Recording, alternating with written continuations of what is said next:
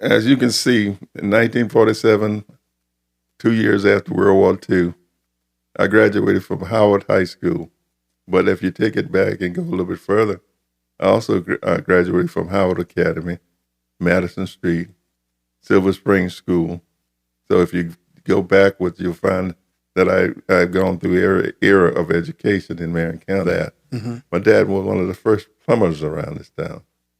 My mother raised 11 children by herself because my dad, he died when I was in third grade, and I'm the third youngest. Anytime you have two or more people and you are happy with it, that's the ultimate team sport. And so when you say basketball, you got to do all this and do all that in order for it to be a good team. The same rules apply to football. The same rules apply to baseball. Being a wild bull was a great thrill. When you saw that blue and gold come into place, you know a good team. When we came into Webb Stadium, people can stand up in the stands and see us walking across the baseball field coming in the stands. President was an all-black school, but it was an all-black proud school. You had people envious of President. It was not necessarily from a white school, but from anybody that was around, because those kids that came out of President was polished. When my granddad was on a buggy, I was driving his mule into Ocala.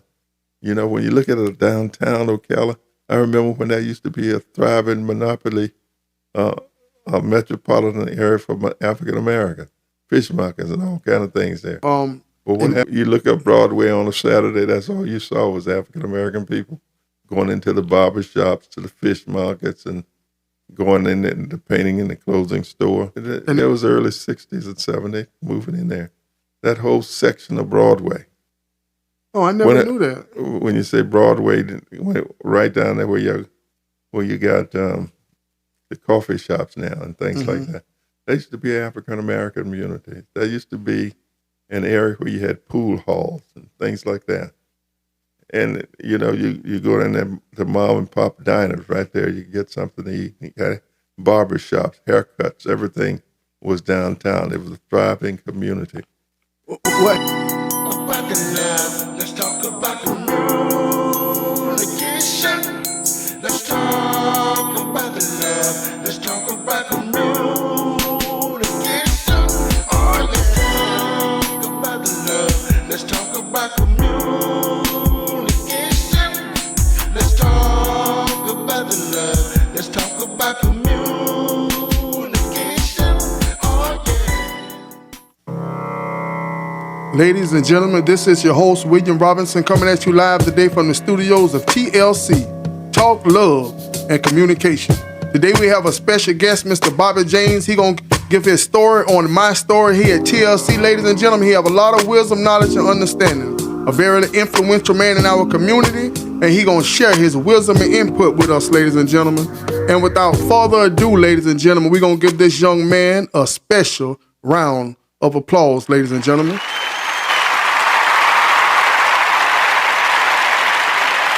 Okay, how we doing today, Mr. James? We're doing good. We're doing good. Everything all right? You had a good ride over? I like to think I did anyway. Yes, sir. Yes, sir. So you want to tell my audience a little bit about yourself, sir? Well, as you can see, when you gave me an index card, I put three things on there. I put my name, I put Ocala, and I put my family. And I'll try and take them in that order. As you can see, I'm Bobby James. I'm from Ocala, and this is my hometown. These are the arenas that I know best, and this is what I'll talk about. You know, when you think of the name James, what does it mean to you? James means a lot of integrity, a large family, and a lot of things to contribute to the community. That's right. And speaking of the community, sir, you've been an outstanding member of this community. You have held a lot of positions in this community. You want to take us back to the beginning. First of all, let's talk about growing up in Ocala, Florida. What was it like being born and raised in Ocala, Florida? As you can see, in 1947, 2 years after World War II, I graduated from Howard High School. But if you take it back and go a little bit further, I also graduated from Howard Academy, Madison Street, Silver Spring School. So if you go backwards, you'll find that I've gone through era of education in Marion County.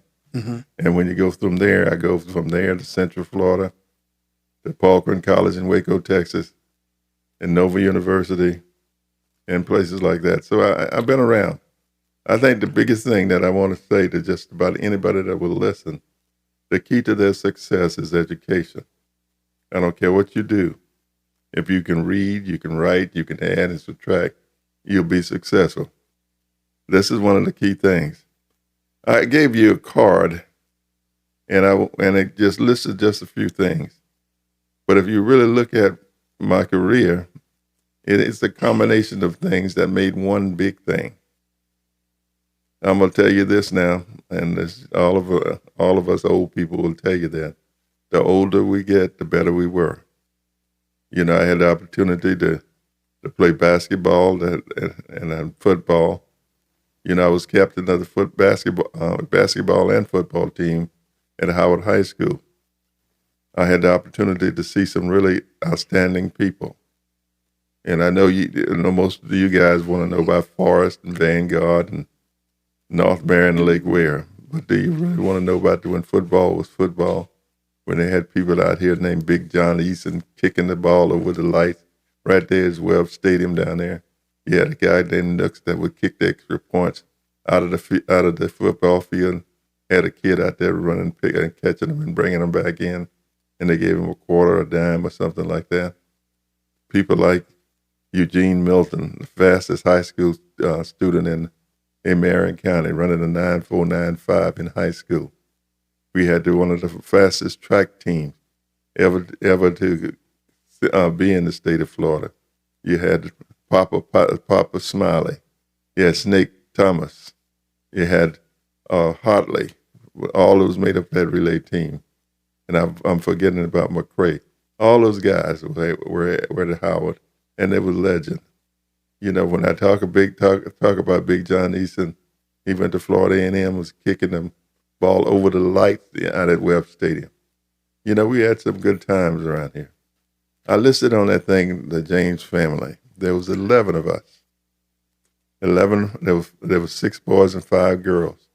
We played football at Howard, and people never thought I graduated because every year there was a James that was at that school, was playing football at Howard High School. You know, I had a younger brother that went to Tennessee State. He played with Too Tall Jones.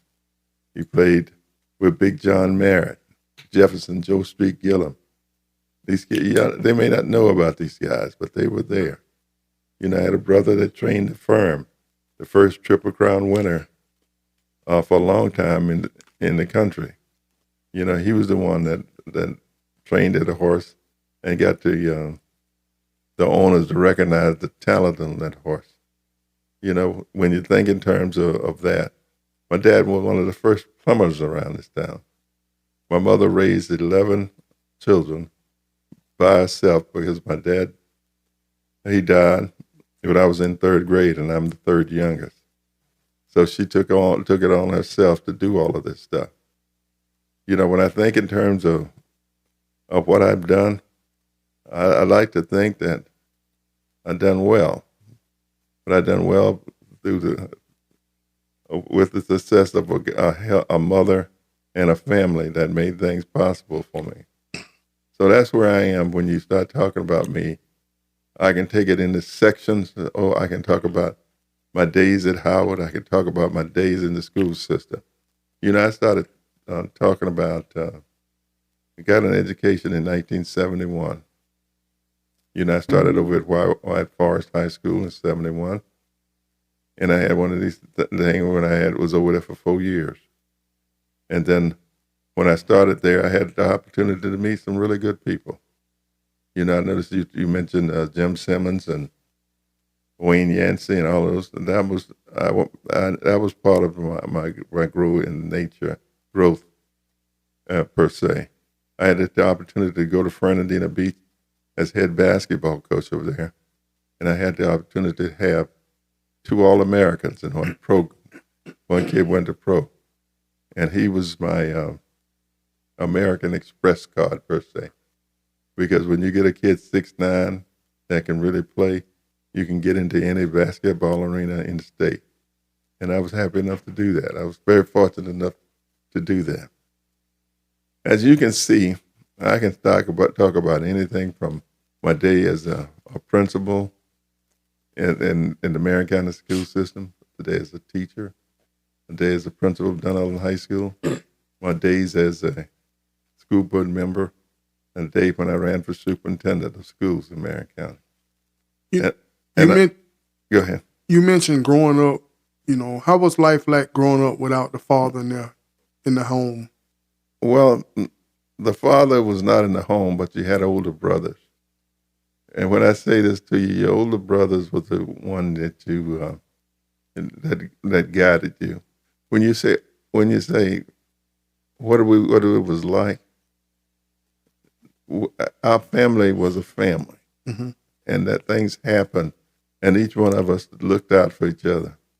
Just like I made the statement, all of us graduated from high school. All of us, except for about 3 of us, went on to get a college degree. And all of this started when we were looking out for one another when we were at Howard, per se, because we never graduated from football. When I say that to you, let me explain something to you.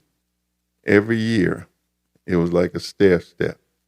Somebody graduated in 64, somebody graduated in 63, 65. And so when we played schools, they would always come out of this and talk about those James boys. All they did was cut putwood and play football.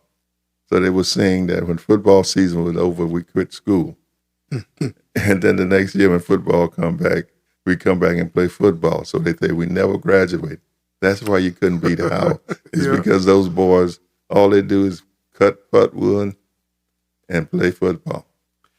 Would you like to think you was a pretty good football player?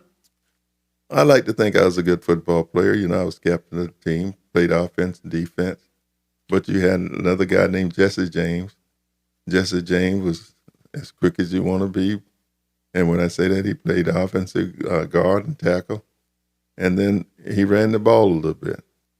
So when people think in terms of football, sure, I was a good football player. But that was not my forte. Mm-hmm. Mine was basketball. Basketball.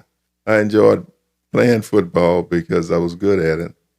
And Coach Johnson and those guys needed somebody out there, and so I followed my family tradition.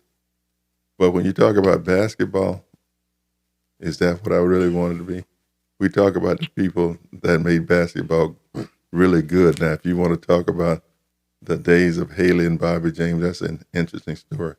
But the days of basketball when you had Clifford Gunpowder Shells, you had William McIntyre, you had the Robert and Robin Williams twins, you had people like Gator Bay, you had people like Bobby James, Charles Sampson, all those guys used to go to that auditorium down there, the Kroski Center, and we'd light it up down there.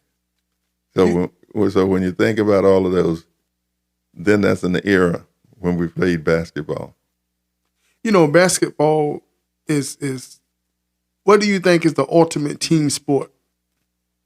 Well, you can say that anytime you have 2 or more people and you are happy with it, that's the ultimate team sport. Mm-hmm. And so when you say basketball, you got to do all this and do all that in order for it to be a good team. The same rules apply to football. The same rules apply to baseball.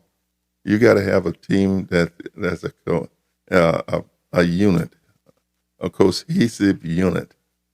So that's what we talk about. So don't pin me down on saying basketball, you got to have all these wonderful players and all that. I'm going to tell you, somebody told me one time, if you got a zoo, you got to have animals. You can't have a zoo if you ain't got no animals. So you can tell me all that stuff about these great teams, but if you got the animals, you got a good team. ain't no zoo without the animal, huh? I got into coaching basketball a little bit. I'm naturally a football man. So I had to learn the game of basketball. And basketball is its own entity. You know, when you coaching football, you coaching basketball, but from the coach's standpoint, you know, it's like the same rules apply when it comes to being a coach. You know, if you got the coaching skills, you have the coaching skills. You know, coaching is a skill set also, correct? Coaching is teaching.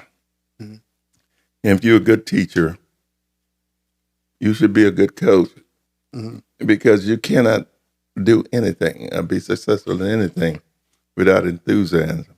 If you're a teacher and you teach with enthusiasm, you're going to get your point across.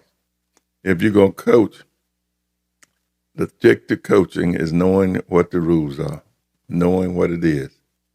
You can be the best coach in the world and be out there and beating on every drum and having kids jumping on top of buildings.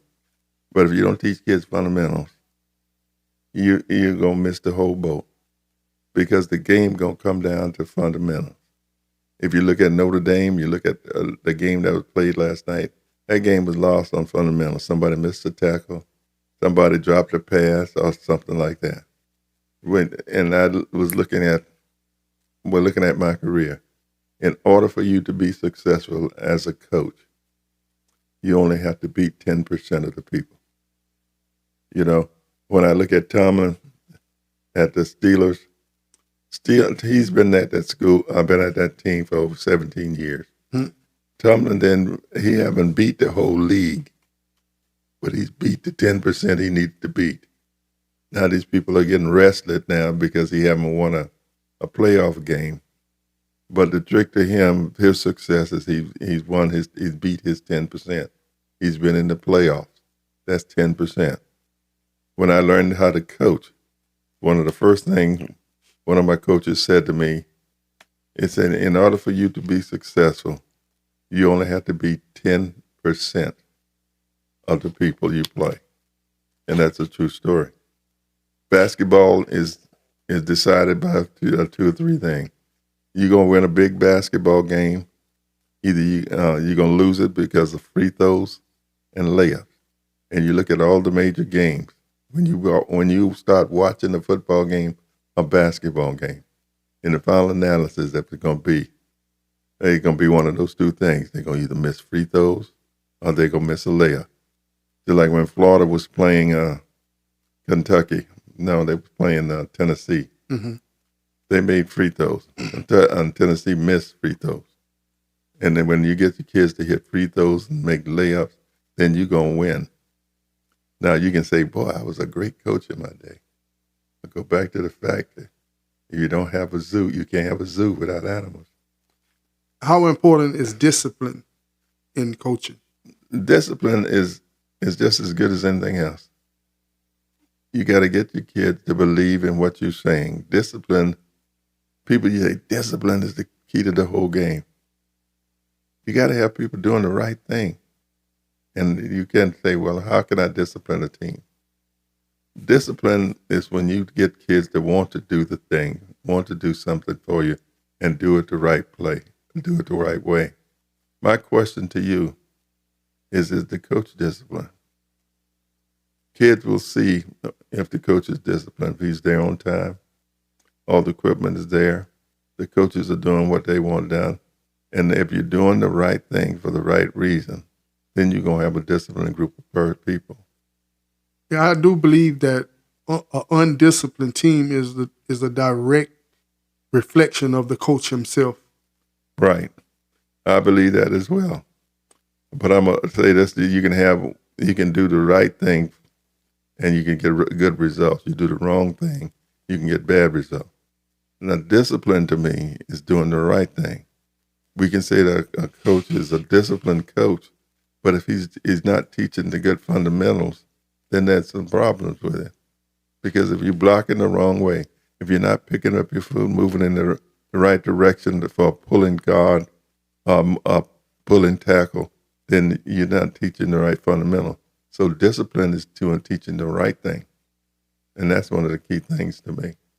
What are some of the most important lessons that you've learned from some of your players over the years? When I think in terms of my players, I had a player that was 6'9", and was drafted by the Milwaukee Bucks. And one of the key things that he did is he was in the gym and he worked hard. And you hear this thing, you work hard, you come to that, you go to work, first of all, you work hard and you behave, and then good things are going to happen. So that was one of the things I've learned from all the really good players. One of the better players I had was a kid named James Henderson, and he was one of the better players, and he was 6'4". You could not work him, but he was so smart until it was unreal because he was a very good student of the game. Mm-hmm. So that's one of the things that I want to say to you.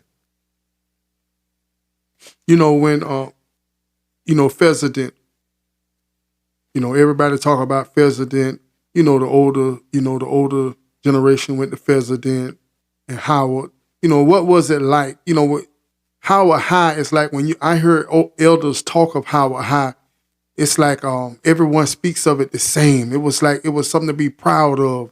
It was, the Bulls. What was it like, sir? Being a Wild Bull was a great thrill as a student because you played tradition.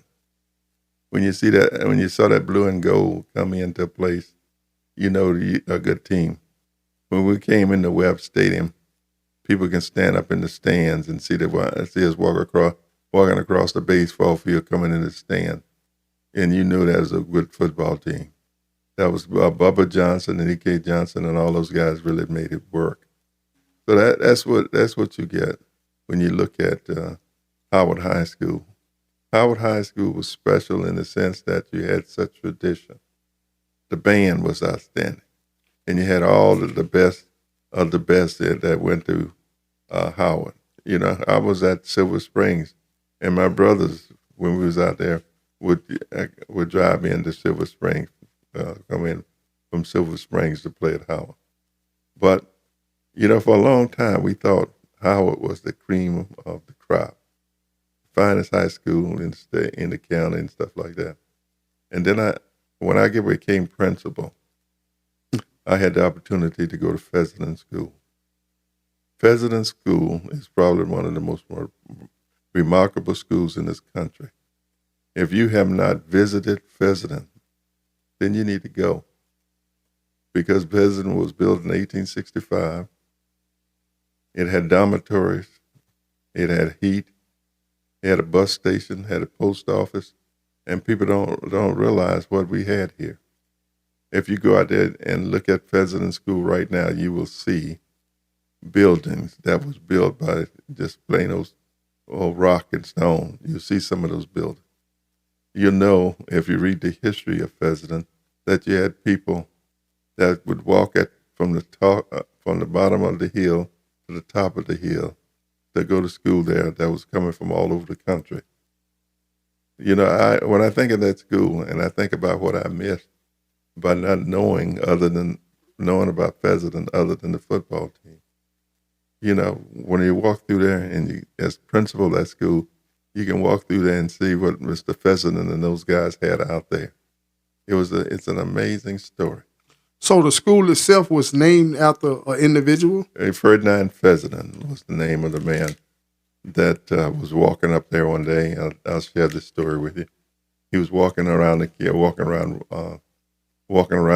neighborhood per se, and he saw the little school that the black kids were being taught in.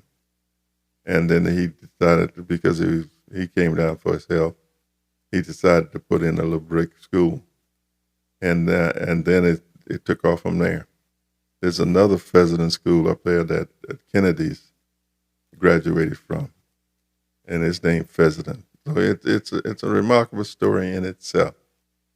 When we were there, you could take a field trip out at President without even leaving the campus because you could see all the buildings that was there. You could look at the people in that area. He had his own church and all of that. It was really a remarkable school. Mm-hmm. And then the thing that's disappointing about the whole thing, when integration came about per se, then we decided that we wanted to moved Fessenden into a public school. And people didn't like the idea that Fessenden was so far ahead of other schools. And when I say Fessenden was so far ahead of other schools, in terms of the professors that taught at that school, it's just remarkable. You know, Mr. James, you was born in 1947, correct? Correct.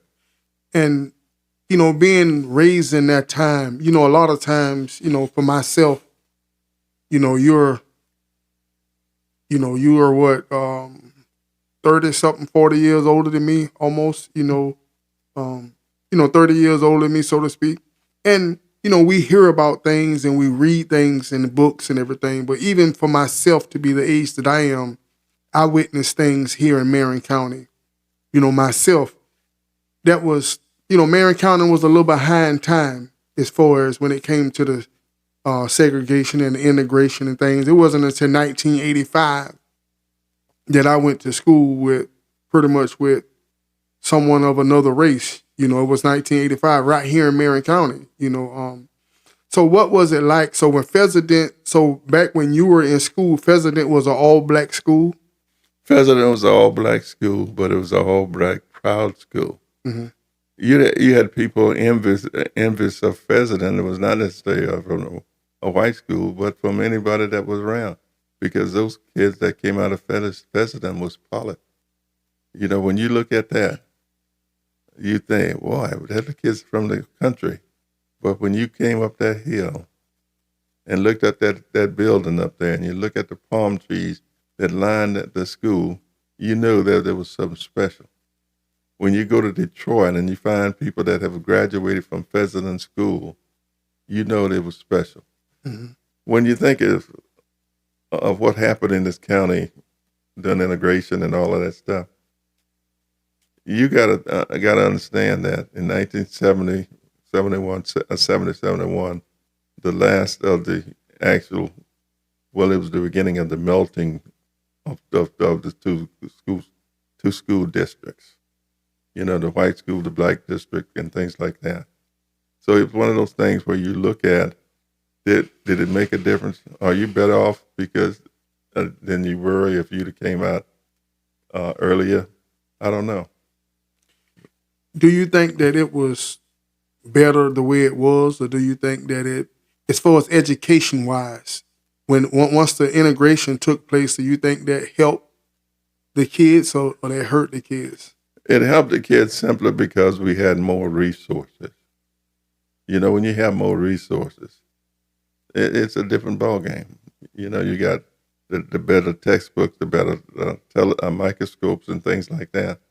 You got better football equipment. You got better everything. Mm-hmm. You got better everything in the sense that you got more modern, up-to-date stuff. The budget and the funding was different. Oh, yeah. It's there. It make a big difference. And this theory was that separate but equal. I have never cut a pie that you can cut it equal. You're going to have a little slice going on one side and a little slice going on the other side. Ain't no such thing as that. Ain't no such thing as an equal slice of pie, huh? You try and slice a pie with your brothers and sisters and tell me you're gonna get an equal slice. Somebody gonna get a bigger piece, and he gonna tell you about it, huh? He don't necessarily tell you about it, but you look at the thing and say, wait a minute, I don't think that's even for some reason. How does it feel to be the first Afro-American to hold a seat on the local board here in Marion County?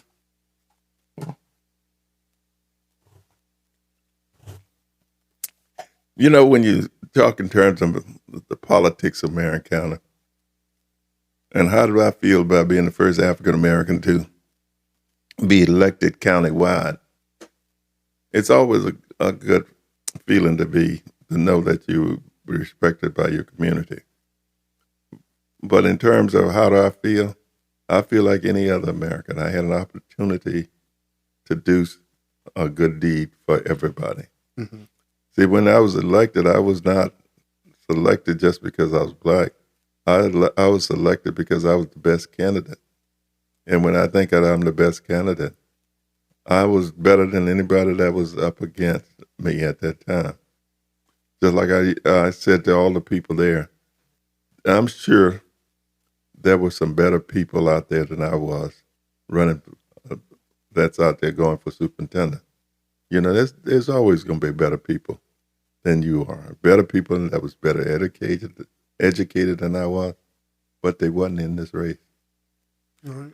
And so when you start talking about all these good things, if they're not in this race, you're the best qualified person in there. You know, when you talk about politics in this county, you know, we just had a man named Milton Busby ran for sheriff here. You got some thoughts on that situation and what it was, you know, did you keep an eye on that from a distance or whatever, sir? When I think of running for any elected office, you got to have the basis.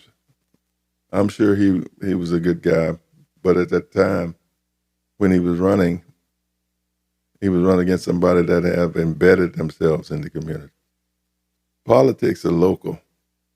And in order for you to be successful in politics, you have to have a good base, you know, a good base. And when I say a good base, how do you get the people that support you to win? And that's one of the things. I don't know that much about his campaign, and I don't want to say that much about his campaign, but it took a lot of courage for him to run, and a lot of funding it will take for him to run. If I was to make the statement, one of the keys to being a successful and local politician is relationships. What would you say about that, sir? That's one of the key things that you do, is that you have to build relationships. And when you start building relationships, you got to remember that relationship is a wide net. You know, I like to think that I was successful in politics, running for the various things, is because I was at all the different arenas in every aspect of the county. I was in the Pheasant community. I was in the Westdale community down there with the Littles and people like that. And, you know, and when you start looking at all those different things, you just know you got to build a base. And it's got to be built on service and stuff like that. You know, and it goes back to my first question to you, James. The name James, that last name, and what it meant to, you know, you say you got a total of 11. It's 11 of you guys. So therefore, you guys are entrenched in this community, you know, and that name carry weight. That's why it's important to have integrity. Correct, sir? Right. And it's what you do with your name. Just like you mentioned, as long as I coach basketball, I've never had a losing season. I was almost, 5 or 6 times coach of the year. And so you get your name out there and things like that. And those kids that you work with have kids and they have relatives and they have parents. And so they make a difference. So the name of the James, and when you got all these sisters and brothers that are doing neat things, it make a difference. Okay, and when I think in terms of politics in Marion County, it's a strange thing. You got to go where they're biting at. You got to look at the percentages. You got to look at, when I say percentages, I'm talking in terms of where the vote's coming from. You know, one of the things when I was running for superintendent, I recognized that I had to go into Ocklawaha, go into Hog Valley, and I had to set up a shop to do things. And so that's important to me, that the next person have those connections, and they're out there. So, that's true. You know, I just think that being successful, most successful people have certain traits. Success follow certain people that have certain qualities. And these people, most successful people have the same qualities. You say you never had a losing season in basketball. You know, that's a great accomplishment. You know, and it was a great competition here. You know, Forrest didn't always have the top athletes. You understand what I'm saying? Right.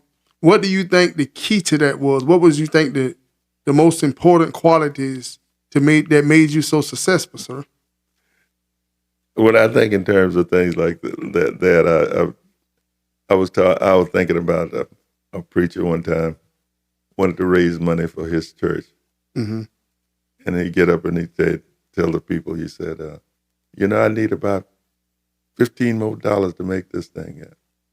And then the preacher would get up there and he'd raise, and it was amazing how many people would raise their hand when they said $15.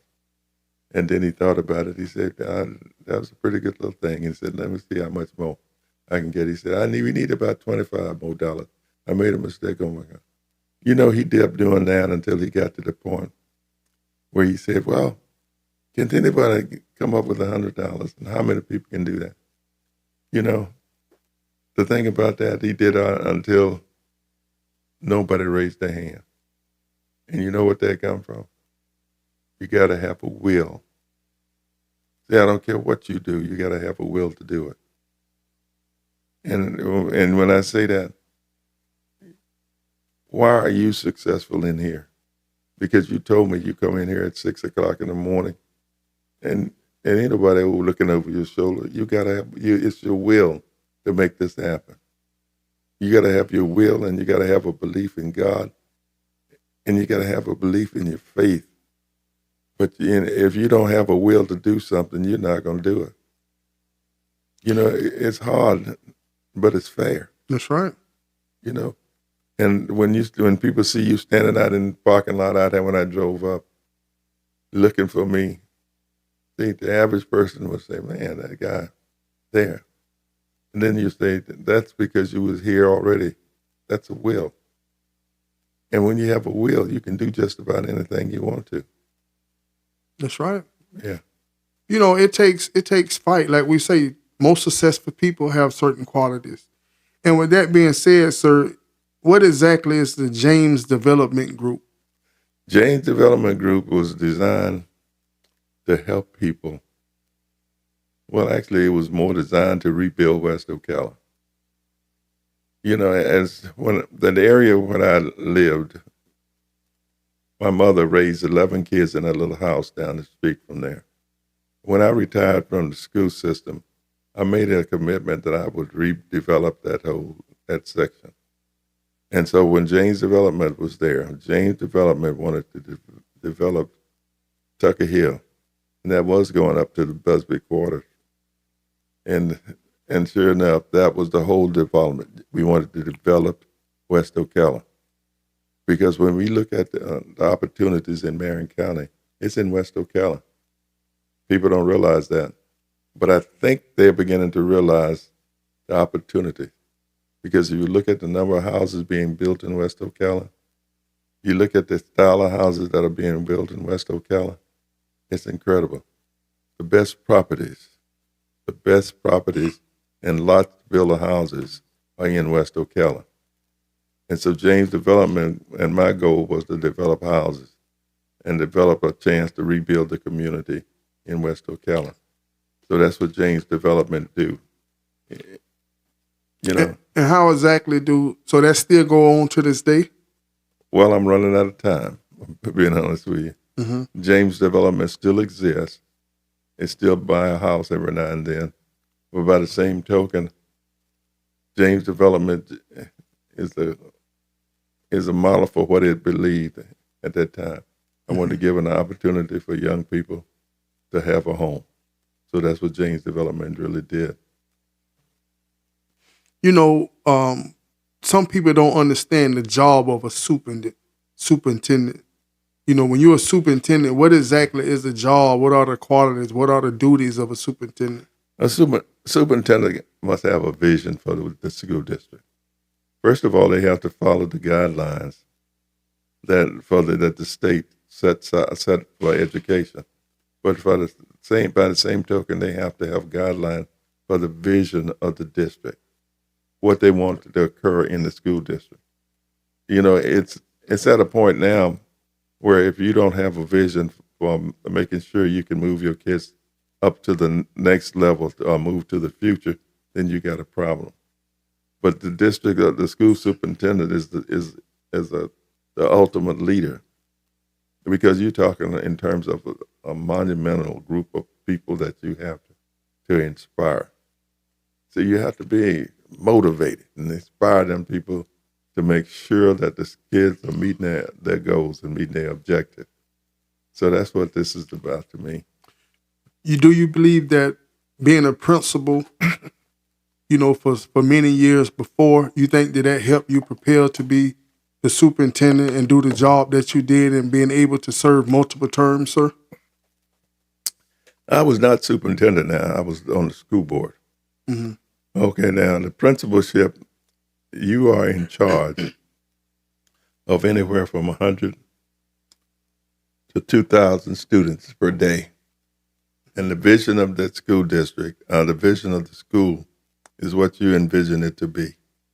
I'm going to tell you right now, when you look at a principal is the lead instructor on that campus. And you have to typify that.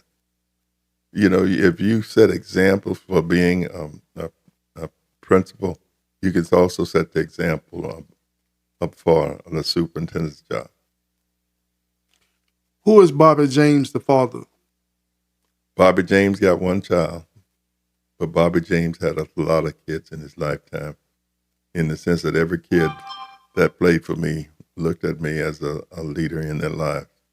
I have one son that's a teacher in Alachua County, and he's doing his best to be an example for the kids there. So when you look at me, just look at me as being a person that believes that you have to do good things in order for other people to do good things. Which one is more important, love or respect? I would like to say this: show me how one work without the other. Mm. It's kind of difficult to do that. So I won't try to say, well, this one is what I love. I would love to be loved and not respected. I would like to have both. Looking in your past, how life was different growing up in the 60s, 70s, 80s, 90s, and thank the Lord you're still here in the 2020s, Tell me the major difference that you see when you were 20, 25 years old compared to 20, 25 years old people of today. Well, in order for me to tell you that, I'm going to ask you to look at a Model T, and you look at a 2024 car. That's the difference. One made of steel and one made of fiberglass. Yeah, and so when you look at it, and you say, boy, what is the difference between what's happening here and you look at them two cars and say, whoa, which one do I want? When I think in terms of the difference in these things, you got the same people, but you got a different model. You got a whole different atmosphere that they're being in, a whole different environment per se, because you could get along without reading back in the day, but it's hard for you to get along to do something without reading now, because you have to read and you have to understand what is being said to you. You try and put together a Christmas gift right now, and you can't read the directions and see what happens. What's how many screws you have left over? So you ask me about what's the difference.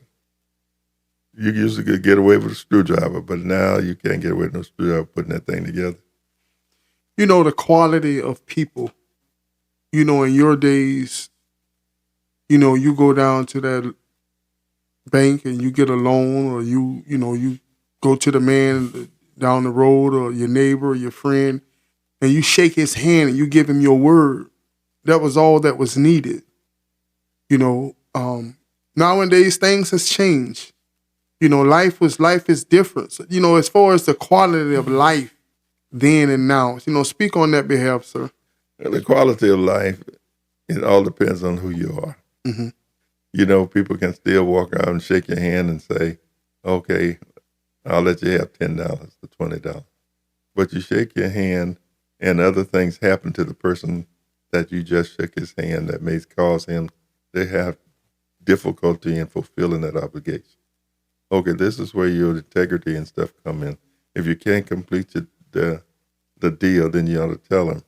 But by the same token, people nowadays have various people that's overseeing them.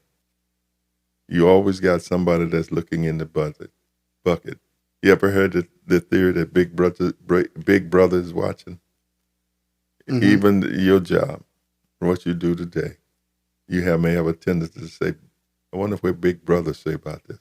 Yeah. Because Big Brother is always watching. Now, I don't know whether I answered your questions or not, but I'm thinking in terms of people that are really good people will always keep their word. That's correct. If they can't, they'll let you know. But go ahead. So growing up in it, so, you know, you 20 years old, you graduated in the 60s, you know, so you 20. So what was it like? What was life like in the 60s? Walk me through each decade. What was it like? You know, from the styles, you know, black people has always been creators, you know, we some stylish people, you know what I mean? Tell me about y'all went through the pimp eras and the afros and the high heels with the fish on the bottom. That was some wild times, huh?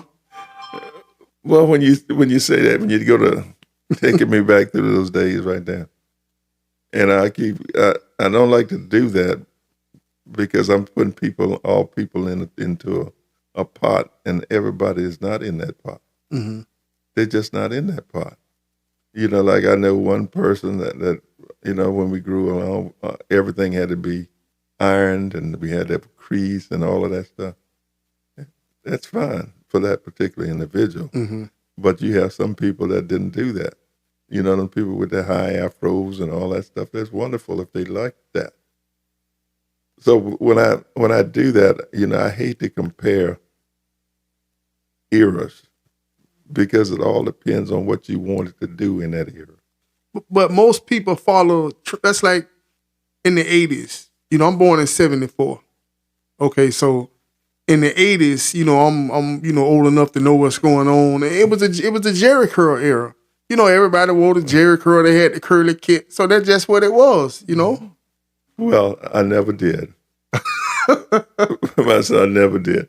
And when I say that, when we say everybody, Majority. that's only, let's give each individual the individualism. Yes, sir. Okay, 'cause the Jerry curl's never a thing for me. I'm sure my wife may have had a Jerry curl or something like that. But and when you go comparing the eras, you might want to compare the styles that we're in. Yeah, okay. You know, you can, you know, just look at the cars that have come along. You had the one with the big fish tails, and you had the high powered gas mobile, the 2+2s and all of that stuff. So when you look at that, it's hard for me to just go and say we describe what people were like in the 50s. Yeah, I can describe what they like in the Wild West. Everybody had a horse that could afford a horse. Mm-hmm. Another person that didn't have a horse had to walk or had a buggy. See, even during my time, I remember coming to town when my granddad was on a buggy. I was driving his mule into Ocala. You know, when you look at a downtown Ocala, I remember when that used to be a thriving monopoly, a metropolitan area for African Americans, fish markets and all kind of things there. Well, what happened in downtown Ocala? Oh yeah. So in downtown Ocala, you look up Broadway on a Saturday, that's all you saw was African American people going into the barber shops, to the fish markets, and going in the painting and the clothing store. and it's in the early, this is in the 70s? Or? There was early 60s and 70s moving in there. That whole section of Broadway. Oh, I never knew that. When you say Broadway, right down there where you got the coffee shops now and things like that. There used to be an African American community. There used to be an area where you had pool halls and things like that. And, you know, you go in there to mom and pop diners right there. You get something to eat. You got barber shops, haircuts, everything was downtown. It was a thriving community. What happened? How did it change to where, you know, we lost that? Back in the day, I remember McCory's right up on the stop on the corner up there. You remember McCory's? Yes, sir, I do. Okay, you couldn't get a meal there. You know, black people, it was a segregated bar. It was a segregated place. You could get a meal there until we started in '60. I think Reverend Pinkston started it there. We started sitting in and things like that. Then eventually we got to the point where we can go down and sit down and eat. You know, you had people like Sears and all that stuff was up on the corner down there. Mm-hmm. And, you know, it was almost like a segregated community. You go up on top of the hill. You know what I'm talking about? On Broadway, yes, sir. You go up on top of the hill over there. You was going into another world.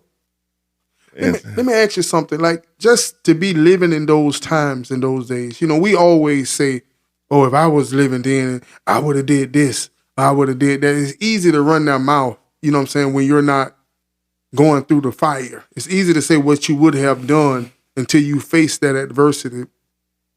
Was it that, I mean, not being able to go to these places, because I'm a firm believer in a human being, we always want what we can't have. Is it that, what made it better? What made you have the desire to want to go there? Is it just the point that you couldn't? Well, over time, education solve a lot of problems by you becoming educated. You're wondering why people didn't go earlier up on the upper part of Broadway. It's because we were not accustomed to it. It's just like I give you an example. My mom always said, y'all got to be home before the street light go off, before the street light come on. It wasn't nothing going to happen to us when the street light went off, but it was something that was going to happen to us when we got home. It's consequences. Oh yeah, and so it's the funny thing about going on the upper side. You know, you can go up there during certain times, but you know you had to be aware of your circumstances. Just like one of the principals out at Fessenden came into town. And that's the history of Fessenden. If you look at it, he came into Ocala. That was just the way the story was told, and he disappeared. We never could find him, and that is written in the history of Fessenden, because he was a light-skinned, fair-skinned person, and he went up there and he never came back. So all of those things play part in what's going on. Mm-hmm. See, each story have a history, and it leads to something. You know, I've been talking about a lot of stuff here today, mm-hmm. and I know that a lot of the stuff got to be cut because it's going to take 2 or 3 days. But some of these things that we talk about, we have to look at it. And when I look at what we're talking about today, we have to be real careful about what we're doing, what we're talking about now, because I can see our country reverting back to some of these things that we did. Because it's hard for me to imagine that a person riot and tear up a building and all of a sudden they call one thing, and if another group do it, it's called a riot. Yeah. So are you referring to the insurrection? Yeah. I mean, what do you think about President Trump? One thing I want to say about it, I'm not going to talk about a person as I'm walking in his shoes. Mm-hmm. What I think about my opinion of him, I didn't vote for him. Yeah. So I lost. And that's just one of those things. You know, and you're right, sir. You know, I used to ask my grandmother, once I started getting older, you know, my grandmother just passed away at 91 years old. And I used to discuss things with her. And when I realized, you know, she born in 1932, you know, and she would talk about things, and you think about the life she's went through and the trust that she would have in people, you know, and it would make me think, well, how could you trust these people? How could you understand what I'm saying? And it made me realize that it boils down to choice. And one thing, Mr. James, I've learned in life is that it's not what you do to me. It's how I respond to what you do to me. You know, and that has helped me tremendously. And also, you know, just don't be in the presence of certain things. you have a choice. Just don't choose to. And that kind of answer the question of, okay, why would you go over there to eat? Why would I want to be in the presence of that? Me personally, I wouldn't want to be in the presence. I mean, I think the food is better on the other side anyway. Right. See, one of the key things that has happened into this country, that happened during my lifetime, is education. Education is the key to everything we can say. It's not the minimum wage, it's education. If you look at what people are doing now, they are attacking education. They are going to the point where we are looking at so many private schools. Public education was the greatest thing that happened to us.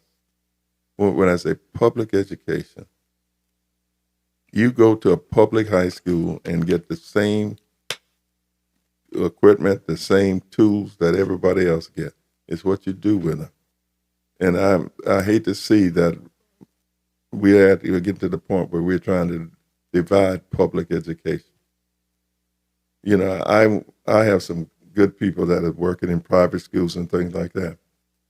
I understand their differences and they want to have certain things.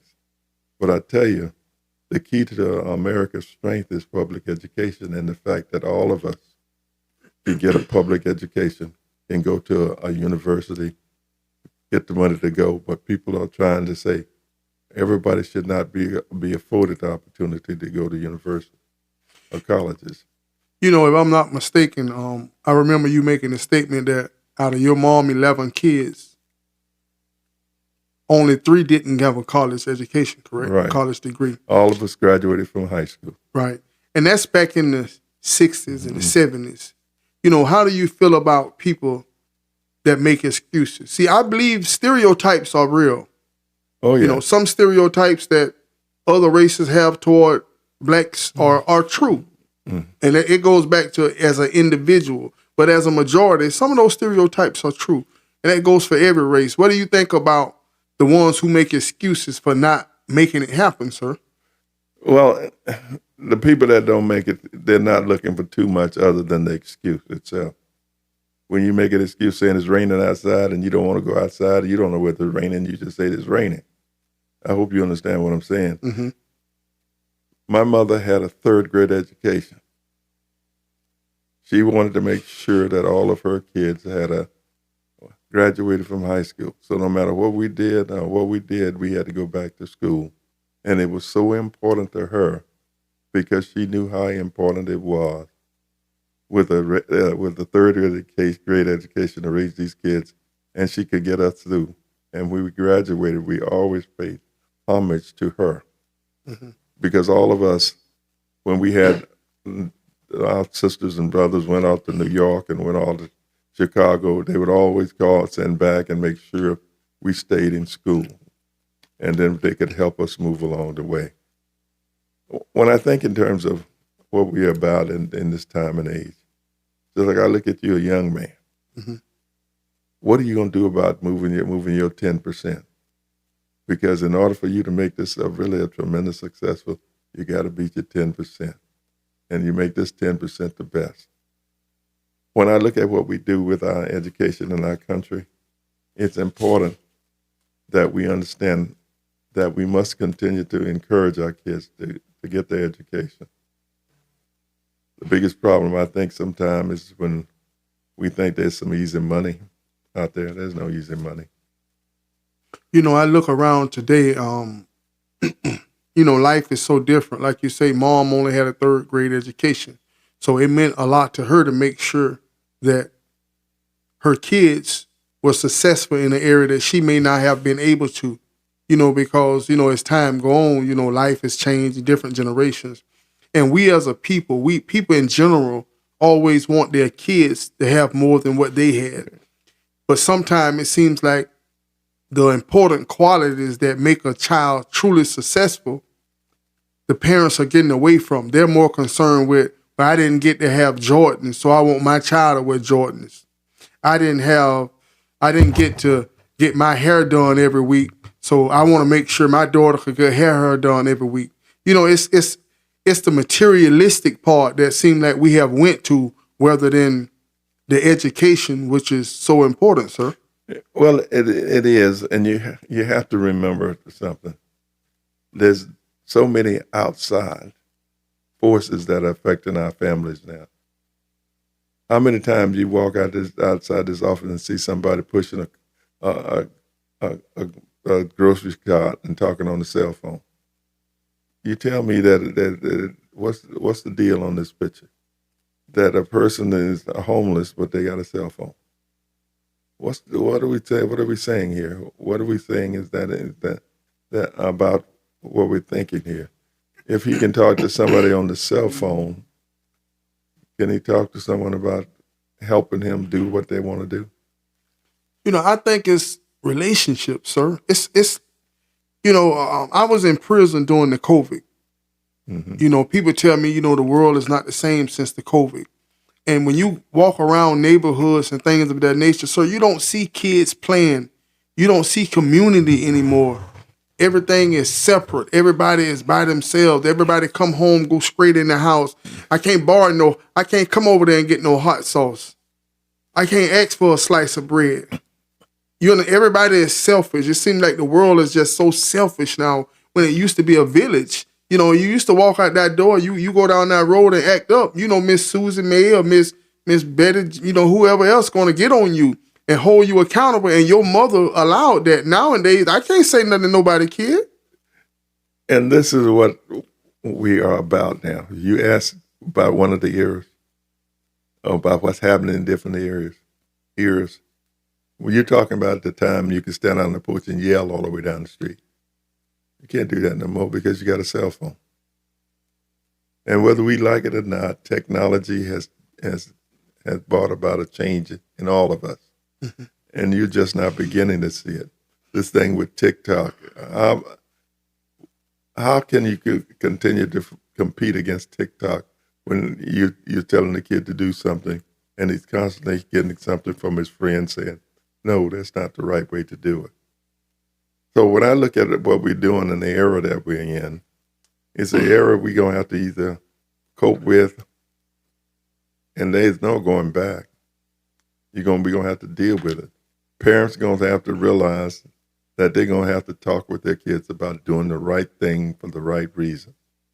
We can say whatever we want to. If your kid don't know right from wrong and have principles and have character, and have the will to succeed, then that's one of the things that we'll never get away from if we don't have those fundamentals just buried into those kids.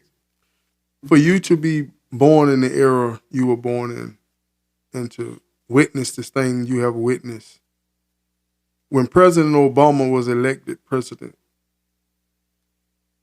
how did that feel to you, or did it? It felt like a tremendous accomplishment. You got to understand that he did something that had never been done before.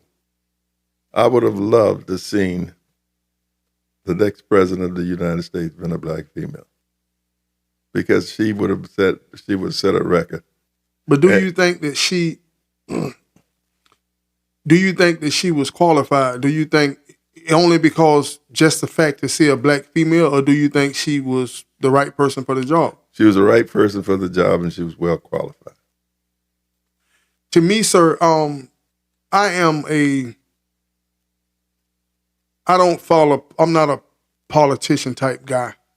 I helped Mr. Busby with his campaign, so that kind of got me in my politician mode, so to speak. I seen some things, and it made me look at things different. You understand what I'm saying? And to me, I'm not the type of person going to sit down and watch the presidential debate. If I'm walking through and I see it, I may sit down and look at it a little bit. But I've seen a lot of evasiveness from her. It's like you ask her, she don't answer direct questions. She kind of beat around the bush, and you know what I mean? And I'm like, I didn't know one way or another. Trump is Trump. I didn't know this lady. I didn't know much about her, so to speak. You could see she was a pretty lady in her time, and she got her smile, her laugh, but she wouldn't answer many questions direct. And to me, that kind of made me feel a little, can you trust her, I hate to be an old person to talk with young people about what they believe and what they should do. Right. You never worked you never had chickens on a farm. You ever seen chickens on a farm? You from Akawaha? Did y'all have chickens? We had some out there in the quarters running around out there. Okay, now you got to know if you got chickens on the farm. You got to know what the eggs got a bitty and which the eggs can be cooked. Okay, now when I look at the president of the United States and Miss Harris, she had to make sure that the eggs that she was answering was not one that was going to hatch into something. And when I say that to you, you can answer a question, and then you immediately, by the very fact that you answer that question, you don't set off on one side of it that's totally against it for another side that's against it. What are you looking at in terms of that person that's doing things for the future and what they're gonna make the best decision for the future? Every question, when you're a politician, every question got a downside and an upside. That's correct. Okay, and when people say, "Well, she didn't answer the question," it was not very, very beneficial for her to answer that question. When every year as a coach and anything else, I'm undefeated. Do you know I'm undefeated? I've coached out there for 17 years, and every year I was undefeated. And when I'm saying this to you, when you don't have a team, like the other person didn't, was out on the other side in the top row saying, "This is what I will do." Yeah. And I'm in the game. Yeah. That sucker's undefeated. Yeah. I'm out there playing. So when you look at Kamala Harris, she was in the game. This other guy over here, "No, don't throw that pitch. Don't throw that pitch." Yeah. Yeah. Okay, and then we sitting over there, "Oh man, she shouldn't have done it." He should have did this. He should have did that. Yeah. But Mr. James, I remember it's like you to come in here today and sit in this chair. You don't know what I'm gonna ask you. None of this is scripted. You sit down as a man of integrity. You tell your truth.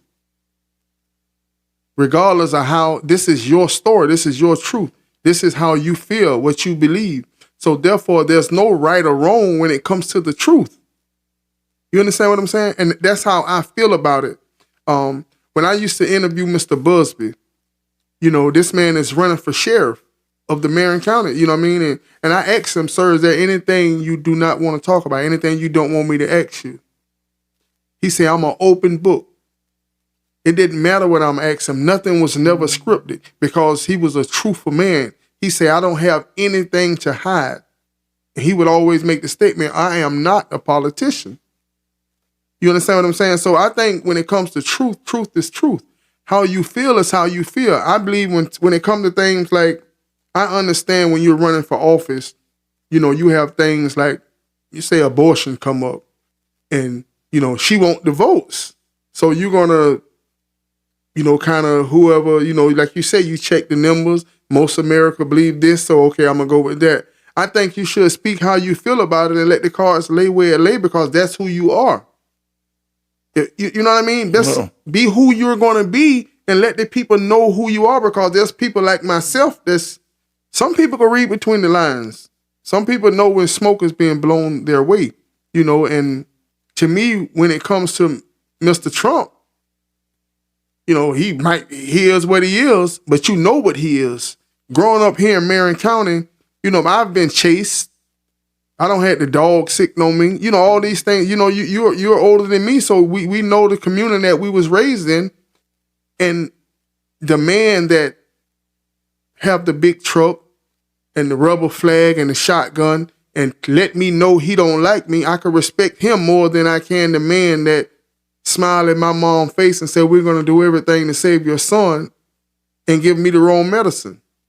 You know what I mean? I can respect the man that let me know where he stands. And that's just my belief on that. What do you have to say, sir? Well, you got your belief. Now, how am I going to change your belief? Yeah.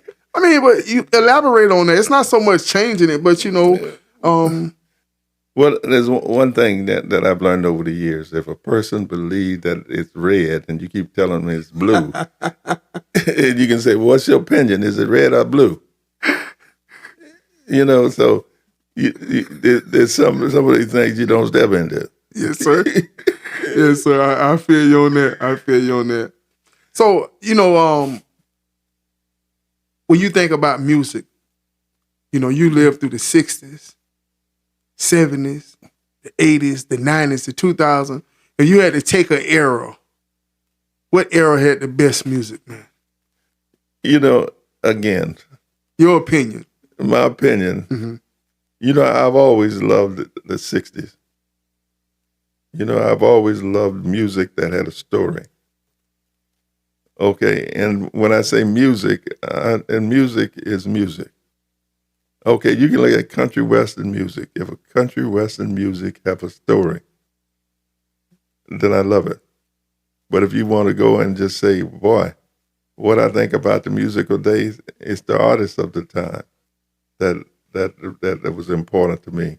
You know, when I think in terms of what we're talking about, it's one of these things where you look at it and say, this is the music I love to hear, but do they have a story to tell? So that's important to me. So who was your top artist? Who was some of the top storytellers back then? Well, you know, always Sam Cooke. Always, you look at, you know, one of the key persons. You ever listen to Otis Redding? Otis Redding, yes, sir. Now, Otis Redding was one of the biggest artists of that time, and you know I didn't realize that until he passed. That he died in that plane crash accident. And you look at, you know, I spent a lot of time listening to a lot of jazz. You know, B.B. King and all those people. Yeah. So That's the blues there now, ain't it? yeah, but you asked me about music and artists and B.B. King and stuff like that, so that worked. Otis Redding, that's sitting on the dock of the bay, correct? Oh yeah, and he was telling the story, so that's what that's about to me. Yes. My mom, you know, used to play a lot of blues, and when I was a young man, you know, high school, when I walked up that sidewalk, I can tell what mood she was in by the music she was playing. You know, so I know a lot of, you know, Clarence Carter, B.B. King, Z.Z. Hill, you know, all these groups, you know, and that music is different. You know, you remember the song "Cheating in the Next Room"? Yeah, I like the B.B. King version, and it's a part in that song. He say, "I'd rather step on my own heart and break it than it be you." And my mom played that so much, and I started to listen to this stuff.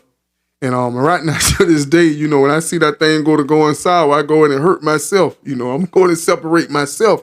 And not only in a relationship, but that's any relationship in life, I would do that. You know, step on your own heart and break it. You know, don't let Mr. James break my heart when I see it coming. yeah. Step on my own heart and break it. You know what I mean? I can recover a little better, you know, when I step on it myself. You know what I mean? Right. See, when I hear that, you're listening to the influences in your life, your mother's life, and so that's important that we understand that just about everything we do nowadays, you have some people that can influence.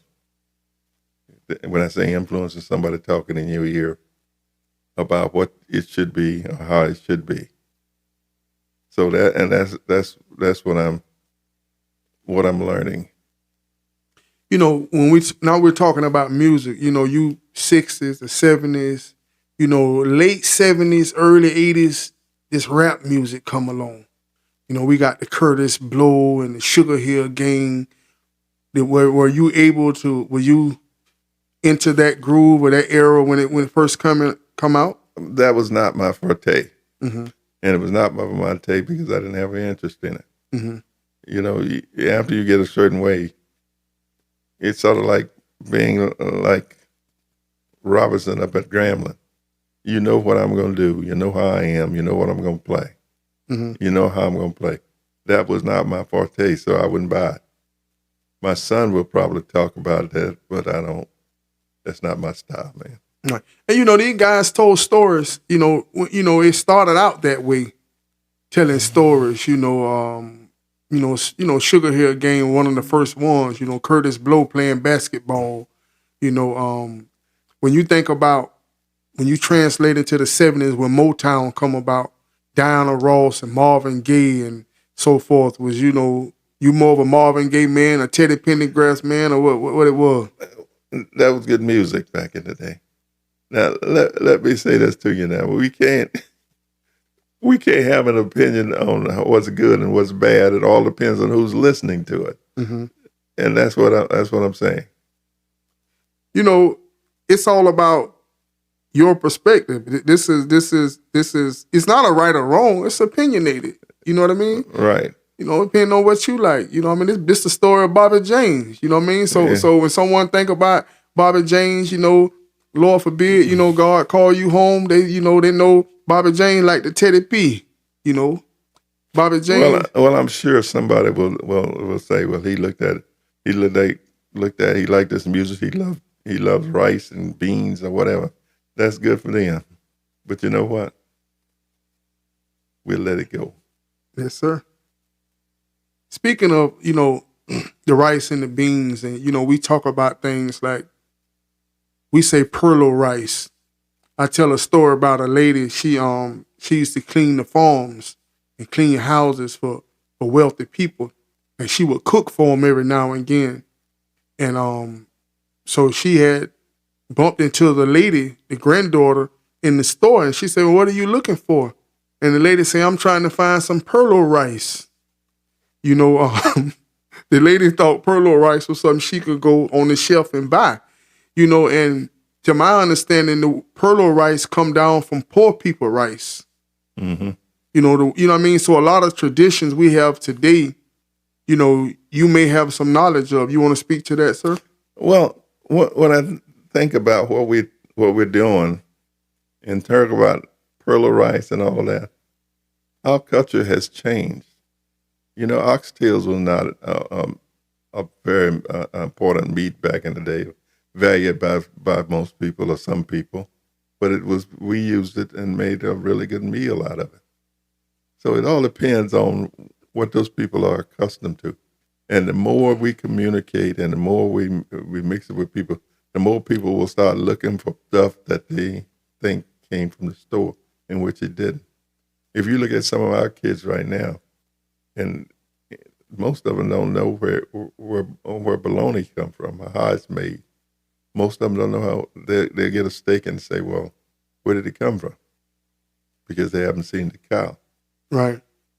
As I look at what we're talking about, if you look at my history, it's very broad.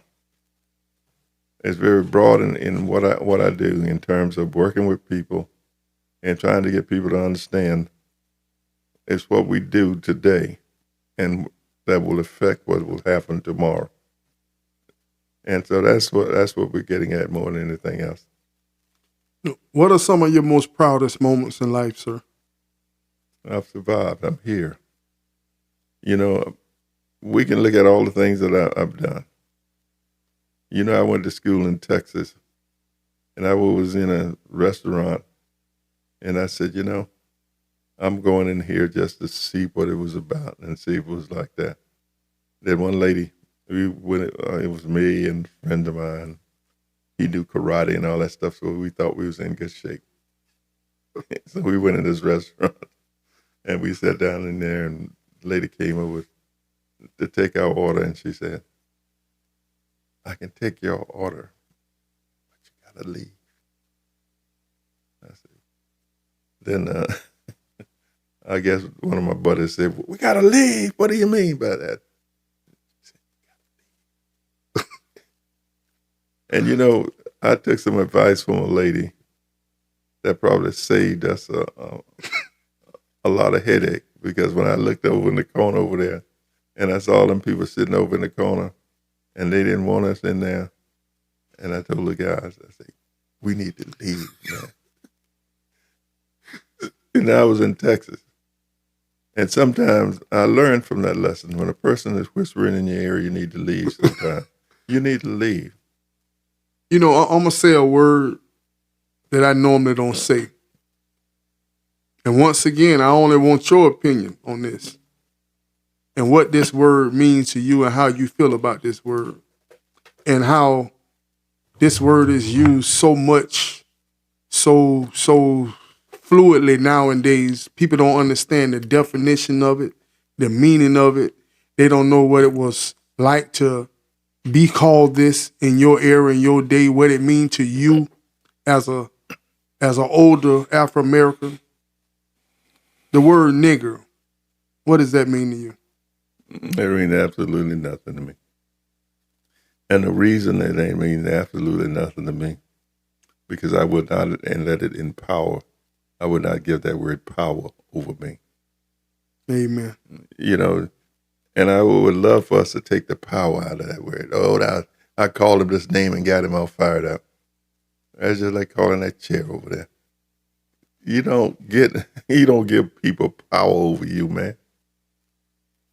You know, you just don't give people power over you. And if you think you're going to give them power over you by getting all bent out of shape over that, no way. All you doing is making him the truth. Right. Making him, if he know he can push that button and you acting just how he wants you to act. Well, he's got power over you. Yeah. No one, nowhere along the line, I've given people power over me. Have there ever been a time in your life where you felt alone, lonely? Like now. I can feel alone right now. But the thing I want to say about being alone is that you got to build that self-confidence within yourself. Am I alone because I don't have an individual that will agree with me? Am I alone because I have some other things that I want to do and can't do it? When you say alone, are you saying that you want me to feel alone because of what?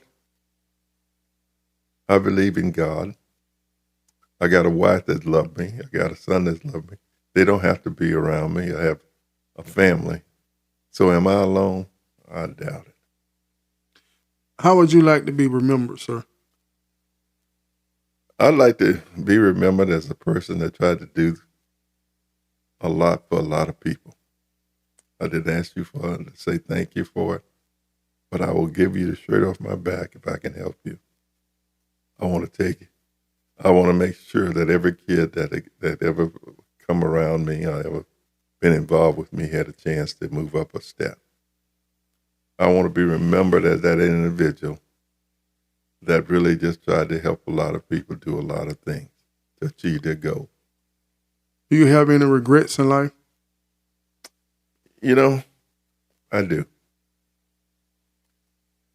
That I had one more nickel that I didn't give. Maybe I should have ran for sheriff or I should have ran for governor or something like that. You know, I should have been chairman of the Florida School Boards Association. You know, I have some regrets about things that I didn't accomplish. But you know what I found out? What's that? It's always going to be that way. They're always going to be the one orange that you didn't get out of the top of the tree. Now, you laughing. But when I was growing up and I was in the orange grove and we were picking oranges and we thought we had did a good job. And lo and behold, a guy that's professional orange picker saw that orange up in the top of the tree. You know, he almost tore that tree down, but he got that orange. So there's always going to be one thing I didn't do. Yeah. And it's perspective. Perspective. You know, if you could instantly master one skill, what would it be? You know, I think one of the things that we don't do a good job of is communication, and which I think you do an excellent job of. If I could communicate people a good idea that all of us could live on, just like we love that theory that it take a village to raise a kid to raise kids now. And I think we got that from Michelle Obama said that. And if I'm not mistaken, I think that's one of the key things that most people remember. Just like what you're doing here is a big difference. You pull a lot of people in.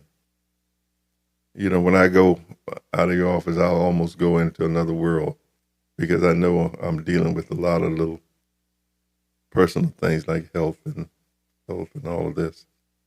So it's one of the things that you got to play the hand that you're dealt. And you have to throw out the cards that it's time to disregard. I'm just meeting you. From the time you walked into here, the time you met me to now, how have your perspective changed, or has it any, or what is your perception of me? Being honest with you, Mm-hmm. I didn't have a perception of you when I came in here. I thought you was very sharp looking. I haven't changed my mind. I haven't really pulled behind the curtain and say, let me see what's back here. Mm-hmm. So I still don't know what's back here. You asked some very probing questions, and I looked at it and I listened to them. And then I said, we spent very little time talking about football or basketball or whatever. So my question is, you need to ask, did you get what you wanted out of me? Because I wasn't expecting nothing. I got what I was looking for. I was coming in to help because I was told you would like to hear what I have to say. Mm-hmm. I just wish and I hope that you got the message that you wanted. We talked about politics a little bit. We call this, this style of interview, I call it My Story, which is Mr. James' story. To me, I always try to make this about the person I'm interviewing and not myself. I want you to be transparent and for you to tell your story, because when it's all said and done, this is about you. This is your story. This is your life, the way you feel, the way you see things. And I just want that to resonate. A person that in our community that has done great things. A lot of people look up to you. To you, you just Bobby James, but you mean a lot to a lot of people. Everyone that I mentioned your name to only had high praises towards you. And, when people with that, it's something within you that make you the man that you are.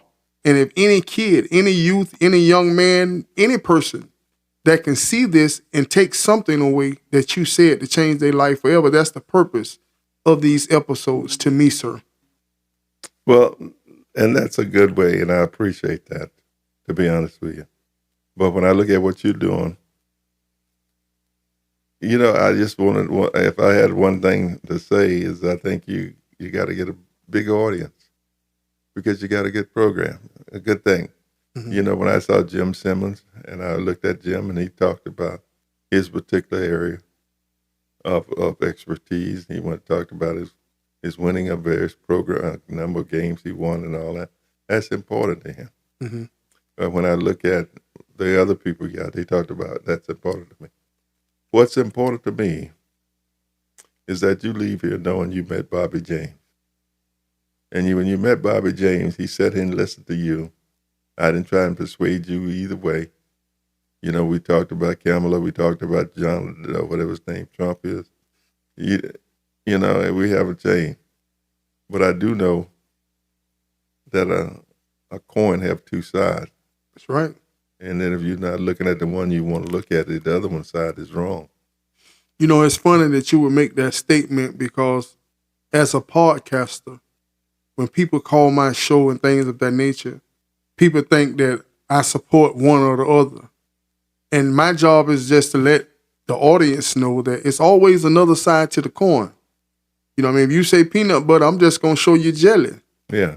You say the sun, I'm just going to show you the moon because, it's not a right or wrong. And I learned that, Mr. James, that if you tell me how you feel, I can't tell you don't feel like that. And that's the reason why people don't communicate, because people tell them when I communicate to you how I feel, you tell me that I don't feel that way or that's not right. It's not about right and wrong. It's about how you feel. And these are things that I have learned, and I try to implement that in proper communicating. Communicating is listening and talking. Body language, facial expressions, all these type things go into the word communication. Mr. James, if you could have dinner with any three people, dead or alive, who would it be? Well, I think the first one I would probably want to eat dinner with would probably be my father.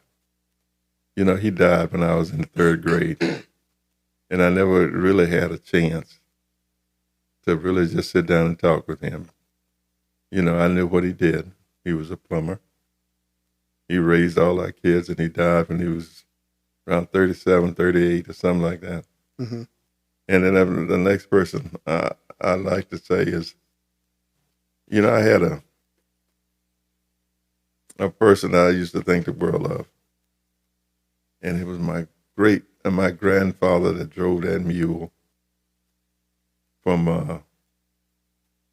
225A about there in Citra, and he would drive in every Saturday, and he would come by the house right there off of Tucker Hill, over the Busby Quarter. He'd make a right when you get right out about Howard, and he'd make a right and come right down there by Pinkton House, and pick us up and go into town, and we'd go up on that hill, and then we would sit in there, and he would get us some peanuts from Daddy Doc. I'd like to know how he made it through all this time. And the next person I'd like to talk with would be my grandmother. She was in the field picking tomatoes or whatever, and the lightning came up, and she ran up underneath the tree and was hit by lightning, and she was killed. I would like to know what they were thinking when they were out there in that field, and why they didn't find a better place, because that was the lives that were taken that we should have known better. Yeah. Is there anything that you have if you had a bucket list and it's something you just want to accomplish before it's all said and done? What's the one thing you want to get off that bucket list? James development. I think I've run out of time on James development now, because James development had an opportunity to get people to invest in their lives and to leave their kids something. When I say that, I wanted them to have homes and an opportunity to develop something. Right there on, right across from the big midget on 10th Street down there, there's the auto zone. Mm-hmm. And in that auto zone, I wanted to make a business community that was designed to help young entrepreneurs become entrepreneurs and have a place where they can get all of their paperwork done. Like you and your income taxes, you take it in there, those people do that for you, and they set up things for you. I would like to have a business community, but just like you said, I'm on the clock, baby, on the clock. On the clock, baby. The most important thing is still ticking. Tick, tick, tick, tick. It's ticking. It's moving, man. Yeah, but that's when you sit around, you wake up in the morning and say, boy, it hit another tick. But you're on the clock. You can feel it, huh? You're starting to feel it, huh? Oh, yeah. So if you could change one thing about the world, what would it be? I would love, I think Malcolm X said it one time. Malcolm X experienced it when he went over to Mecca and he saw that all these people didn't really see all these different colors and stuff. I'd love to make it all this color, just blend, just one color. So we're going to have that little thing we're dealing with every day we come out. Mm-hmm. If you could change one thing about Bobby James, what would that be? And make him a better communicator. And how important is great communication in any relationship, sir? You can't achieve anything without communicating it and talking with it. just like what we doing today. You know, I don't know what impression you got of me or whatever. In the final analysis, you're going to communicate that to somebody. And you're going to say, well, he did a good one, but he missed on this question or whatever. But that was my question. That's right. You know what I'm saying? So if it's my question, I can call it any way I see it. That's right. That's right. That's why it's called. That's why it's called my story. That's right. It's your story. You know, give me a lesson you learned the hard way in life. Well, I'm going to be honest with you. I think I've had a good run. You know, I've been in places where they said, boy, you'll never be a head coach at my school. And I'm saying, okay. I got up and left. When I came back to that school, he was not the principal there, so I became the head coach there. Very successful. You know, when I say this to you, I've had a good, I know you're telling my story, but I had a good run. And most importantly, the race ain't over with, man. You got a lot more left in the tank, man. Well, I'm not writing myself off or anything like that, but I got a good run. You know, You had a good run. Yeah. You know, I go out there and catch all the fish. You don't want to catch all the fish. You just want to get a good run at them. Yeah, you know? yeah. And just like it kind of go back to the preacher. You know, $15, 25. You know what I mean? You don't want to go to and stop. He would have stayed at 15, 20. He could have still been asking, huh? Yeah. At least you listen to that stuff I'm saying to you. Communication. Yeah, you're listening to it. Communication. You know, and that's the thing I'm saying. You know, I got a wife that's been with me almost 60-some years, so I'm in good shape. What's the key? What's the key to the successful marriage? If you was talking to two young people that's about to get married, what kind of advice would you give those youngsters? Find somebody you like.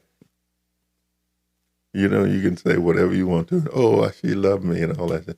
Find somebody you like, man. You think it's important to be friends first? Oh, yeah. You find somebody you like. Because if you find somebody you like, then you're in good shape. If you had to describe love in one word, what would it be? You know, I wish I could answer that question for you. Love is just plain love. That's all it is. You know, I'm going to tell you this thing about all this stuff, about all these friends that we deal with now. Friends come and go, man. Enemies accumulate. Just like I'm sure that people, I may have had some friends on your thing, but I'm sure one of them friends may have flipped over to the other side. Yeah. So I know that I will, no matter what I do, I will keep accumulating. So, What's the best piece of advice you've ever received? don't leave anything here. Don't leave anything here? Right, and there's a story behind that. I was at Howard High School, and there was a great coach of mine, E.K. Johnson. And I was graduating from high school, and he called me and he said, Bobby, I want you to come over and talk to me for a minute. He said, when I went over to his office at Howard, he said, Bobby, you look at all these guys that come back up here, they help me coach. I don't want you to do that because you didn't leave anything here. I want you to go and find your way, go to college, find your way. But I don't want to see you up here after school trying to help me coach these kids because you didn't leave anything up here. Take everything with you. Don't leave anything. When I left Texas and when I was coming home, I didn't leave anything in Texas so that I didn't have to go back and be looking for something. So if you get a divorce from a person that you loved all this and you got a divorce from, don't leave anything in that marriage so you don't have to go back. Just like when I leave here, I'm not going to leave anything here, I hope. You know, the thing about me sitting in this chair, when I sit in this chair and I interview people, I learn so much myself. And, you know, I've never said it the way you said it, but I'm a firm believer. My mom used to always tell me, she say, son, when you're right, you fight. She say, son, but when you're wrong, son. And I hate being wrong, you know, and the allegory that you use, the parable you use, you know, I got married right out of high school. I got married at 19 years old, my first marriage. And when you leave, you able to walk away because you've done everything you could do. But when you know you wrong, you're going to go back every time because you know deep down within yourself, you could have did more. But when you've done what you can do and you ain't left nothing here, you can go on to the next level. There you go. See, that's the whole thing is you didn't leave nothing there. What you did, you played hard. You know, I remember going through Florida A&M one day. I got some good stories, man. So we were going to Florida in 1964, and we had a good team. We was going to play Panama City. And we thought we had the world's fastest high school player. And that was Eugene Lightning Milton, played with the Dolphins. You know, back in the day, we couldn't, we pull up out there on Jake Gaither Field. And then, lo and behold, Jake Gaither was out there because he was recruiting Milton. And boy, we thought we had the fastest human being in the world. And then, lo and behold, Bob Hayes was standing out there. Now, if you wanted to see some people that was really awestruck by a little old guy from Jacksonville, and when him and Eugene Milton stood up side by side, we measured the legs and all of that, and they had the same style legs, but we were looking at two of the world's fastest humans standing out on the field, out there at Jay Gaither Field. And for young people to know that those were two of the fastest human beings in the world. And you know, and we saw him on TV, saw Bob Hayes on TV, but we saw him out there, and Jake Gaither and all of those guys was trying to recruit Eugene Milton to come to Florida A&M. And it just goes to show you, it's a small world, but you take advantage of every opportunity that's out there. You know, one of my high school friends, the guy by the name of Tony McCall. You remember Tony McCall? Yeah. That's, you know, when you see speed like that, man, I mean, it's something to watch. I mean, I don't even think that they understand how fast they are because there's no one to push them into their inner situation, you know? Yeah. You definitely could see it when you amongst those people. They're special. There was, and when I said they were special, they were indeed special. When you talked about Bob Hayes, and you just saw him in the Olympics, and he's standing out there talking to the high school kid. It's an amazing story. See, that was back in the day when we didn't have all these other guys training. Sure, I'm familiar with the Brantley boys and all of those guys, Tyrone Young, and all those guys that played up in here. But the people that formulate my coaching, you know, just listening at being around Jake Gaither and being around those guys in the workshop and Big John Merritt and all those guys. See, I'm talking about names you probably don't even know. Big John Merritt, Tennessee State. Jefferson Joe Street Gillum. You know, Too Tall Jones. All them people came from this little school. And then you walk out there and you sit up there and you stay at the A&M and you listen to Jake Gaither, Robinson, you know, being down in Grambling and seeing Tennessee State come out with their girls and see the Grambling G-bands coming out of the cornfield. They had some bad bands back then. They did. Yeah, the Grambling G-men. And when you saw the bands come down and you see Tennessee State came down there, and then you see out there you got Doug Williams out there, you got Jefferson, Joe Street Gillum on the other side. You see all that stuff, man, in my lifetime. So I feel like I'm blessed. Do you have an opinion on the Deion Sanders thing as far as staying at the where he was coaching at. Then he went to Colorado and everything about that.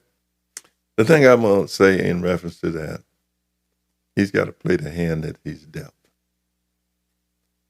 Now, you asking me, do I think he did stay there? I ain't looking at his hand.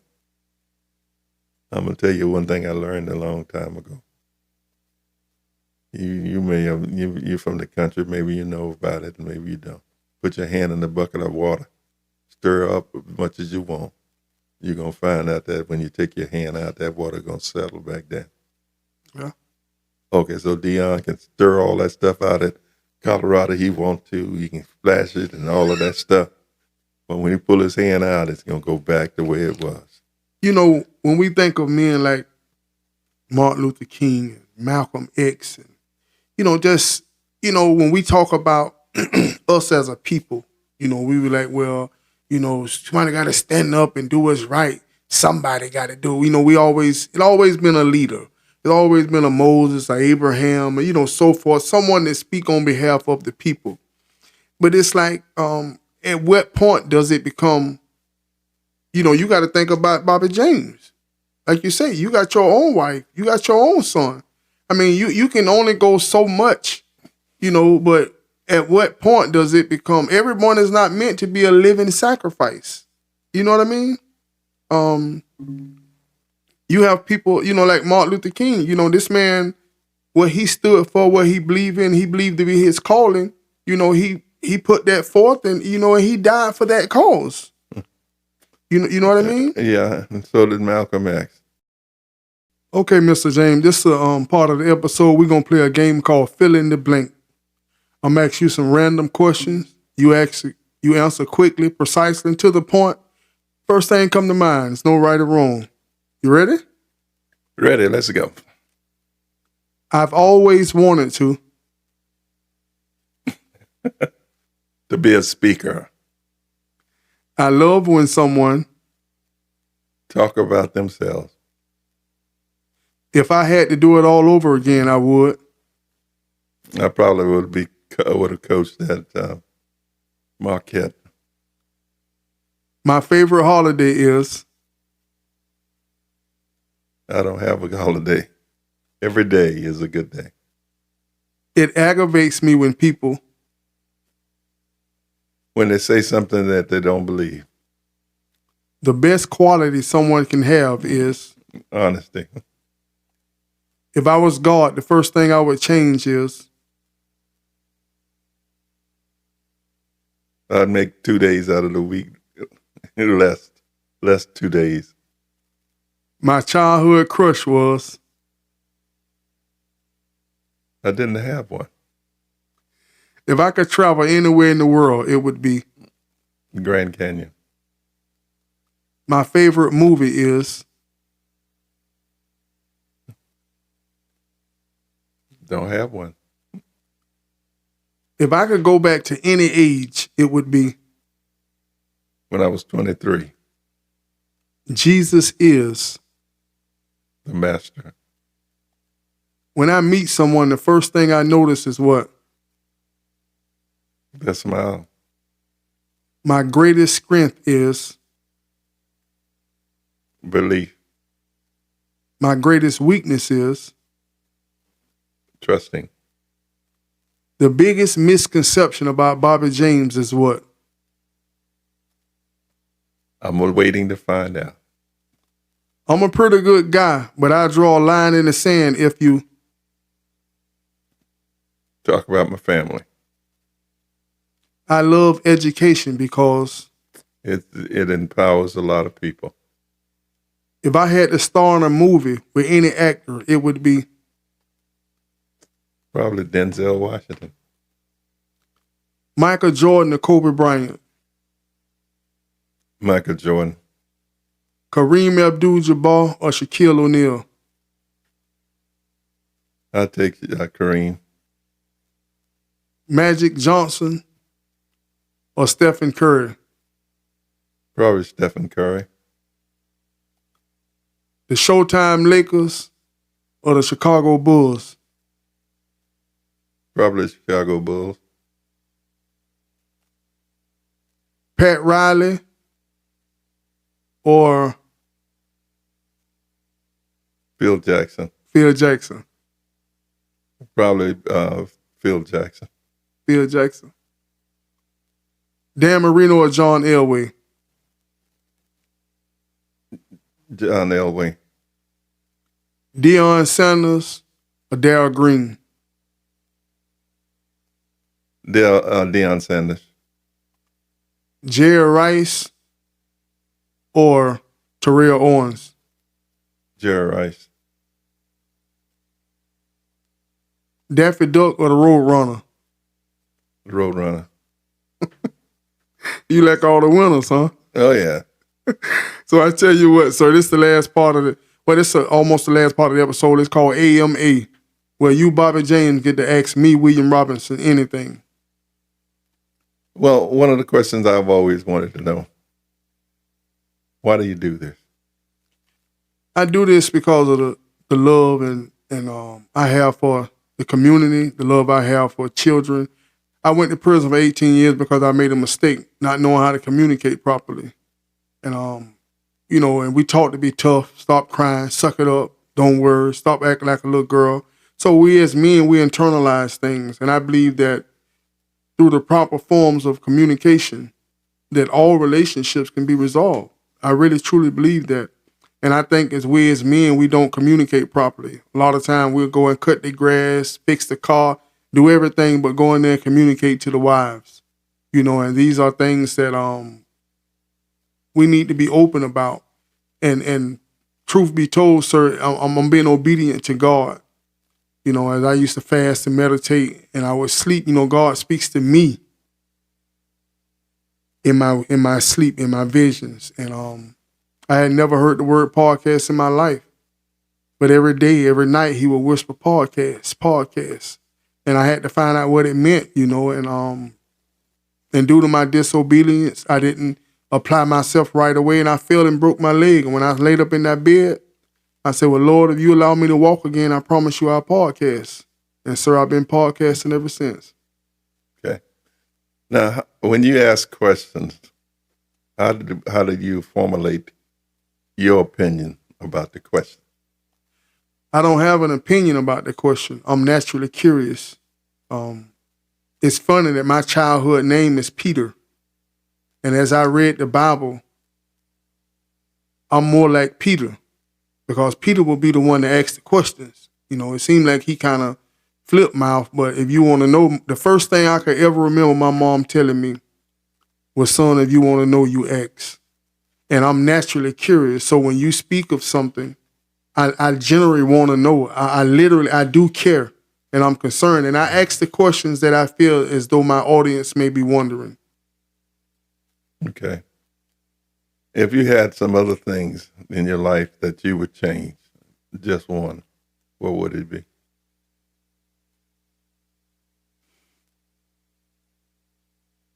That people understood. I asked you earlier if you had to describe love in one word, and you said love is love.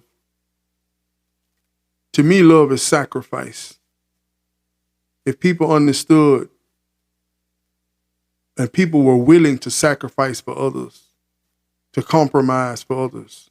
I asked you a lot of questions and you referred back to when it came to things that you desired for this world to be like. You always referred to things like service, things like no racism. We was all one color. We can wipe away the racism, all the negative things that cause us to divide each other. And just the unity and just brotherly love. My childhood years was the 80s, and it was a different time then. It was more community. It was more of a village. And these are things I do not see. And me going to prison for 18 years, sir, it causes you to look at things different. A lot of people has never been taken away from the ones that they love. And when being separated from people you love and you can't do anything about it makes you view life different. And coming home, it's like I'm an alien, because nobody is loving to the level that I love. Nobody is understanding You know what I mean? When I say I love you, I love you. You know what I mean? I've cried more in the last 3 years than I have all the years of my life. You know, and a lot of times that's alone in my bathroom. You know, so just the love. I wish that the world would love, true love, sacrificial love, you know, the example that Jesus left us. Okay. You know, just talking with you, there was one thing I wanted to just share with you when you mentioned that I said eliminate racism. At Paul Quinn College, I was elected president of my class. And you know what was interesting about that? It was interesting in the sense that there was no racism there because everybody was running was black. But you know what the issue was? Light and dark skin. So there's more to it. My thing to you is that I want to challenge you to do something. Yes, sir. One of the biggest things that I have found, people such as yourself that look like you, don't sit down and communicate.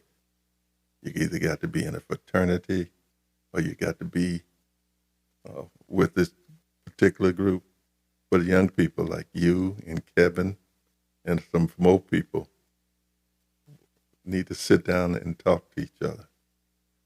Because if I had one thing I would like to say that I got out of this conversation with you, you are very sharp. But by the same token, a sharp knife needs to be in drawers with other sharp knives. And I keep using these things because it makes sense. Okay, you come here and you sit in this room and you talk to various people, but you need to come and break bread with some people that's similar to you and have ideas, and it will amaze you what will come out of that room. You know, if I had to challenge you to pay me back for coming in here, I want you to realize that you met Bobby James today. Bobby James is saying to you that if I had one thing to tell you is that you invite them people to sit down, whether it's under a tree or whatever. Sit down and just talk to them. Turn off your mic. And it's amazing what you will learn. That's right. Thank you, sir. Think about it. Yes, sir. Okay. And if you need a couple of dollars to fund that, I'll do it. Yes, sir. Okay. Okay, sir, this is the last part of the episode. You're going to look into this camera directly over my shoulder, and you're going to give the world, my audience, your final thoughts. I had a good interview today, and I just hope that the things that I was said today were taken in the spirit that will benefit you, the listener, because I'm living that life. And I want to continue to prosper and to help people in their own way. I want to say this to my family. I didn't omit you guys. It was just that I was thinking in terms of trying to help others help themselves. Thank you. That's right, ladies and gentlemen. Those were the words of the one and only Mr. Bobby James, the final thoughts, ladies and gentlemen. And we want to thank him for joining us today. And with that being said, ladies and gentlemen, once again, I am your host, William Robinson, TLC Talk Love and Communication, ladies and gentlemen. Today we had a very special guest, a very special story on my story with Mr. Bobby James here, ladies and gentlemen. Remember, ladies and gentlemen, we only got one life to live, and it's a whole lot easier with love and communication. You can donate to this podcast with Cash App, Anybody Love You with a U, PayPal Robinson 74 William, Zelle 352-209-3306. And remember, if nobody told you they love you today, William Robinson loves you.